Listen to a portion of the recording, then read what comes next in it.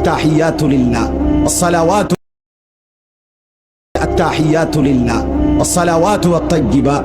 আল্লাহ বলে আচ্ছা আমার প্রশংসা করছো, ঠিক আছে, খুশি হলাম, আর কিছু? তো বান্দা এবার বলে আল্লাহুম্মা সাল্লি আলা মুহাম্মদ ওয়া আলা আলি মুহাম্মদ, মানে পুরাটা আর কি। তো এবারে আল্লাহ বলে মাশাআল্লাহ, আমার বন্ধুর প্রতি দুরূদ পড়লা, আমি তাতেও খুশি হলাম, আর কিছু বলবা? তো এবার বান্দা বলে রব্বুল আলামিন, সেজদা দিয়ে আপনার কাছে আসলাম, আপনার প্রশংসা, আপনার বন্ধুর প্রশংসা করে আপনার খুশি অর্জন করলাম। এইবার আমার মূল চাওয়া আছে, আল্লাহুম্মা ইন্নী যালামতু নাফসি যুলমান কাসীরা, আমি না বড় বেশি নাফরমান মাওলা, আমার গুনাহ অনেক বেশি, আমার পাপ অনেক বেশি, আমি খুব বেশি গুনাহ করেছি, আর আপনি ছাড়া আমার মাফ করার কেউ নাই। ওয়াদা করেন আজকে থেকে 5 ওয়াক্ত নামাজ ছাড়বেন না, ওয়াদা করেন, বলেন ইনশাআল্লাহ।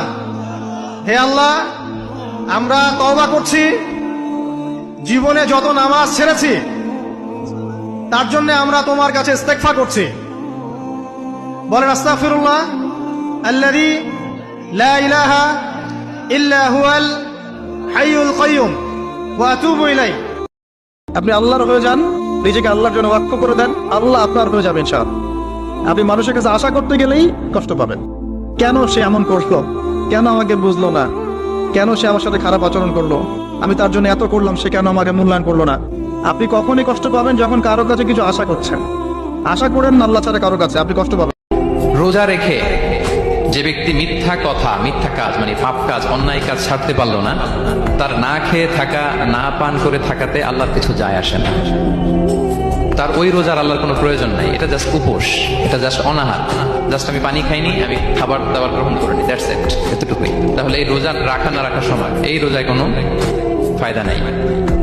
যে ব্যক্তির শেষ বাক্য হবে লা ইলাহা ইল্লাল্লাহ এবং এই কালিমাতুত তাইয়্যিবা, এটা পরে যদি কেউ শেষ নিঃশ্বাস ত্যাগ করতে পারে তাহলে সে জান্নাতে প্রবেশ করবে বলে আল্লাহ রাসূল সাল্লাল্লাহু আলাইহি ওয়াসাল্লাম আমাদেরকে সুসংবাদ দিয়েছেন। তোমার দলের চাকা উপরে আছে বলে যারা মানুষের উপরে জুলুম করছো, আলেমদেরকে ধরতেছো, মুসল্লিদেরকে ধরে ধরে জেলে ঢুকাচ্ছ, সময় আসবে এমন ইন্দুরের গর্ত অপমান ফলাবার জন্য।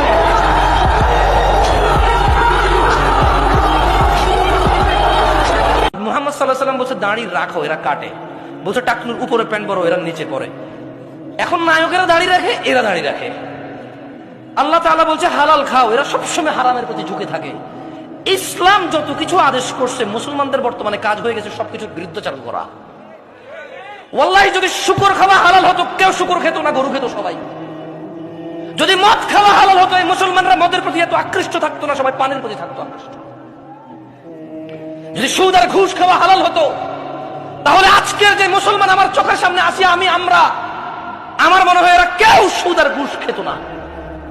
ওয়াল্লাহি যদি নামাজ পড়লে পাপ হতো, তো ফজরে তুমি মসজিদে জায়গা দিতে পারতা না।